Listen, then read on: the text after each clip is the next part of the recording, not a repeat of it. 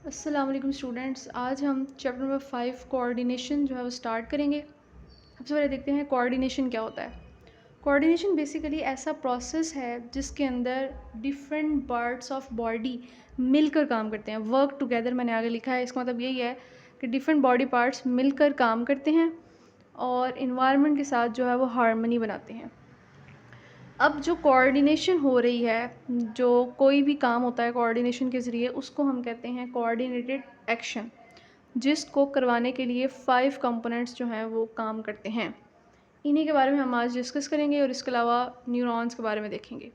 Okay, coordinate action के जो 5 component हैं उसमें से पहला जो कंपोनेंट है वो है स्टिमुलस।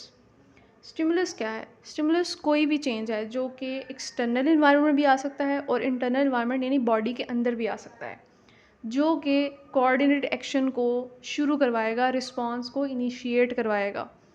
अब इसकी एग्जांपल में साउंड आ जाए, टच और हीट वगैरह आ जाता है। यानी कि अगर मैं टच की बात करूं तो जैसे ही हमारी बॉडी के ऊपर कोई जो है वो कीड़ा मूव करना शुरू करता है तो हमें जो है वो फ़ौरन महसूस हो जाता है कि कोई चेंज आया है हमारी बॉडी के अंदर। तो ये बेसिकली स्टिमुलस की एग्जांपल है। Receptor is the second coordinate component of coordinated action, जो कि कोई भी सेल, टिश्यू या ऑर्गन हो सकता है जो स्टिमुलस को रिसीव करेगा। जैसे अभी मैंने कीड़े की एग्जांपल लिया है, तो उसको, उस स्टिमुलस को परसीव करने के लिए हमारी स्किन के ऊपर स्पेसिफिक सेल होते हैं जो उसको डिटेक्ट करते हैं, जिससे हमें पता लग जाता है कि हमारी जो है वो बॉडी के ऊपर कोई चीज़ मूव कर रही है। इसी तरह यहाँ पे एग्जांपल दी हुई है कि साउंड को जो है वो ईयर ट्रैक करते हैं। इसी तरह स्मेल को परसीव करने के लिए हमारे जो है वो नोज़ के अंदर सेल रिसेप्टर्स मौजूद हैं। तो ये सारे बेसिकली रिसेप्टर हैं जो स्टिमुलस को डिटेक्ट कर रहे हैं। Coordinator is the third component, जो कि रिसेप्टर से इन्फो को या इन्फॉर्मेशन को रिसीव करेंगे। यानी जो इन्फॉर्मेशन इन्होंने रिसीव की वो आगे से कोऑर्डिनेटर तक जाएगी। फिर कोऑर्डिनेटर का काम क्या है? कोऑर्डिनेटर बेसिकली किसी भी ऑर्गन को जो है वो इम्पल्स भेजेगा, मैसेज भेजेगा कि वो उस जो चेंज आया है, जिसको डिटेक्ट किया गया है, उसको, उसका कोई रिस्पॉन्स शो करे, एक्शन जो है वो करे, उसका ले। अब कोऑर्डिनेटर्स जो हैं वो कोऑर्डिनेशन के डिफरेंट टाइप्स की बेस पर हैं। जैसे अगर नर्वस कोऑर्डिनेशन हो रही है तो ब्रेन और spinal cord are the coordinators. अगर तो केमिकल कोऑर्डिनेशन हो रही है तो endocrine glands are basically the coordinators. अब कोऑर्डिनेटर ने ऑर्गन्स तक मैसेज भेजना है। नेक्स्ट कंपोनेंट है इफेक्टर, फोर्थ वन। जो मैसेज इसने भेजा कोऑर्डिनेटर में, उसको रिसीव करना है इफेक्टर्स ने और आगे से रिस्पॉन्स जो है वो शो करना है। तो मसल्स जो हैं वो नर्वस कोऑर्डिनेशन के इफेक्टर्स हैं और ग्लैंड्स जो हैं वो केमिकल कोऑर्डिनेटर्स के जो हैं वो इफेक्टर्स हैं, कोऑर्डिनेशन के इफेक्टर्स हैं। लास्ट कंपोनेंट है कोऑर्डिनेटर एक्शन का रिस्पॉन्स। अब इफेक्टर्स के पास मैसेज आ गया कोऑर्डिनेटर से, उन्होंने जो आगे से एक्शन परफॉर्म किया, that is basically the response. इस एग्जांपल है कि हमें जैसे ही कोई हॉट ऑब्जेक्ट पे हमारा हाथ लगता है तो हम अपना हाथ जो है वो पीछे कर लेते हैं। तो ये रिस्पॉन्स की एग्जांपल है। हम बात कर रहे थे कि बॉडी के ऊपर जो है वो अगर कोई कीड़ा मूव करता है तो हमें फ़ौरन रिसेप्टर उसको डिटेक्ट करते हैं, ब्रेन तक मैसेज जाता है, ब्रेन आगे से जो है वो मसल को मैसेज भेजता है कि बॉडी के ऊपर कोई चीज़ मूव कर रही है, फ़ौरन जो है वो इसको मूव किया जाए, तो हमारा हाथ जो है उसको मूव कर देता है। तो ये बेसिकली कितने ही कम सेकंड के, एक सेकंड भी नहीं बल्कि इससे भी कम सेकंड के अंदर जो है वो रिस्पॉन्स जो है वो शो कर रहा है और कितने बॉडी पार्ट्स मिल के इसको कर रहे हैं। तो ये है जी कोऑर्डिनेटेड एक्शन।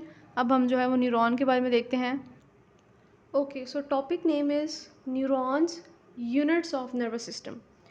पहले हमें पता होना चाहिए कि हम ये टॉपिक जो है वो किस बेस पे पढ़ रहे हैं, इसके पीछे बेसिक क्या है। ओके, अभी हमने कोऑर्डिनेटेड एक्शन डिस्कस किया जिसमें हमने 5 कंपोनेंट जो है वो डिस्कस किए थे। एक कंपोनेंट था कोऑर्डिनेटर।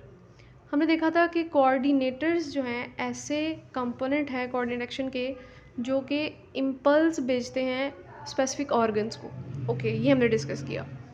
फिर हमें देखा था कि कोऑर्डिनेटर्स जो हैं वो 2 तरह के होते हैं बेस्ड ऑन कोऑर्डिनेशन। अगर नर्वस कोऑर्डिनेशन हो रही है तो ब्रेन और स्पाइनल कॉर्ड है, अगर केमिकल कोऑर्डिनेशन हो रही है तो एंडोक्राइन ग्लैंड्स हैं। अब हम पहले जो है वो नर्वस कोऑर्डिनेशन को हम डिस्कस करेंगे और आपने इसी को आप जहन में रखना है, ठीक है।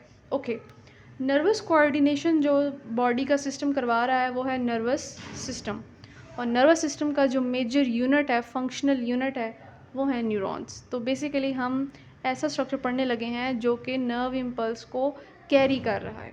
ठीक हो गया। सो इंट्रो में इसका यही लिखा हुआ है कि basic unit that send impulse in the form of nerve impulse. अब हम जो बार बार मैसेज का वर्ड यूज़ करेंगे, हम बोलेंगे कि ये नर्व इम्पल्स को जो है वो सेंड कर रहा है। इसका दूसरा नाम है नर्व सेल, या इसको न्यूरॉन भी बोलते हैं। अब नर्व इम्पल्स क्या है, जो मैसेज जा रहा है वो क्या है, नर्व इम्पल्स क्या है? Nerve impulse basically electrochemical changes हैं across the membrane of neuron. यानी ये जो आपको स्ट्रक्चर नज़र आ रहा है, हॉरिजॉन्टल या वर्टिकल भी हो सकता है, ये न्यूरॉन है। इसकी जो मेम्ब्रेन है, जो लेयर है, आउटर लेयर है, इसके अक्रॉस इलेक्ट्रोकेमिकल चेंजेस आती हैं, यानी कि चार्जेस की डिस्ट्रीब्यूशन चेंज होती है। तो जब वो चेंज हो रही होती है तो वो बेसिकली उस वक्त इम्पल्स जो है वो ट्रैवल कर रही होती है, मैसेज जो है वो मूव कर रहा होता है। इस तरह एक न्यूरॉन से दूसरे न्यूरॉन तक जो है वो मैसेज जाएगा और वो न्यूरॉन फिर आगे ऑर्गन तक मैसेज पहुँचाएगा, तो कोऑर्डिनेशन होगी। ओके, सो यहाँ तक हमारा जो है वो नर्व इम्पल्स हो गया। अब न्यूरॉन के बारे में हम देखते हैं कि न्यूरॉन का स्ट्रक्चर क्या है। न्यूरॉन का जो स्ट्रक्चर है उसके 3 मेजर पार्ट्स हैं, cell body, dendrites, axon. Cell body के अंदर न्यूक्लियस, ऑर्गेनेलीज और साइटोप्लाज्म होते हैं। ये जो आपको स्ट्रक्चर नज़र आ रहा है, सबसे पहला स्ट्रक्चर ये है सेल बॉडी, सेंटर जो स्ट्रक्चर है। सेल बॉडी के आगे से जो है वो 2 तरह की डिफरेंट डिवीजन्स हैं। ये जो आपको डिवीजन नज़र आ रही हैं छोटी छोटी, ये हैं जी डेंड्राइट्स, और इनका काम क्या है कि ये सेल बॉडी की तरफ मैसेज लेके जाती हैं। वो एरो आप देख सकते हैं, डायरेक्शन ऑफ नर्व इम्पल्स, यानी कि डेंड्राइट्स मैसेज लेके जाएंगी सेल बॉडी की तरफ। अब सेल बॉडी की एक और आगे फर्दर लंबी ब्रांच निकलती है जिसे हम कहते हैं एक्सॉन, जो कि मैसेज लेके जाएगी away from the cell body. तो ये 3 मेजर पार्ट्स हैं न्यूरॉन के। ओके, इस न्यूरॉन के अलावा और भी सेल्स जो हैं वो मौजूद होते हैं नर्वस सिस्टम के अंदर, neuroglia and Schwann cells. Neuroglia basically neurons की सपोर्ट के लिए हैं, उसकी नरिशमेंट में के लिए हैं। इसके अलावा न्यूरोग्लिया की एक टाइप है श्वान सेल्स, जो कि न्यूरॉन के एक्सॉन, ये जो आपको लंबा सा स्ट्रक्चर नजर आ रहा है एक्सॉन, इसके गिर्द माइलिन शीट प्रोड्यूस करती हैं। ठीक है, इस वक्त आपको जो न्यूरॉन नज़र आ रहा है इसके एक्सॉन के गिर्द कोई माइलिन शीट नहीं है, तो इसका मतलब क्या है, ये नॉन माइलिनेटेड एक्सॉन है। अब आपको जो डायग्राम नज़र आ रही है इसमें आप देख रहे हैं कि एक्सॉन के गिर्द श्वान सेल्स मौजूद हैं जिन्होंने माइलिन शीट प्रोड्यूस की हुई है। अब ये एक्सॉन कहलाएगा माइलिनेटेड। तो 2 तरह के एक्सॉन होते हैं, माइलिनेटेड, नॉन माइलिनेटेड। अब यहाँ पर जो इम्पल्स है वो यह देखा जाता है कि माइलिनेटेड एक्सॉन के गिर्द जो है वहाँ से इम्पल्स का गुजरना जो है वो मुश्किल होता है। तो माइलिनेटेड एक्सॉन के ऊपर जहाँ जहाँ पे माइलिन शीट नहीं प्रोड्यूस, उसको हम बोलते हैं नोड्स ऑफ रेनवायर। यानी आप देख सकते हैं कि एक स्पेसिफिक जगह है सेल्स के दरमियान में जहाँ पे माइलिन शीट प्रोड्यूस नहीं हुई हुई, इनको हम कहते हैं नोड्स ऑफ रेनवायर। तो फिर इस केस में माइलिनेटेड एक्सॉन के केस में जो नर्व इम्पल्स होती है वो इन नोड्स ऑफ रेनवायर पे जंप करके जाती है, और इससे जो नर्व इम्पल्स की ट्रांसमिट होने की स्पीड जो है वो इंक्रीज़ हो जाती है। तो ये था हमारा आज का लेक्चर जिसमें हमने कोऑर्डिनेटेड एक्शन के कंपोनेंट्स डिस्कस किए और इसके अलावा स्ट्रक्चर ऑफ न्यूरॉन्स को जो है वो डिस्कस किया। आई होप आपको लेक्चर की समझ आई होगी। अल्लाह हाफिज़।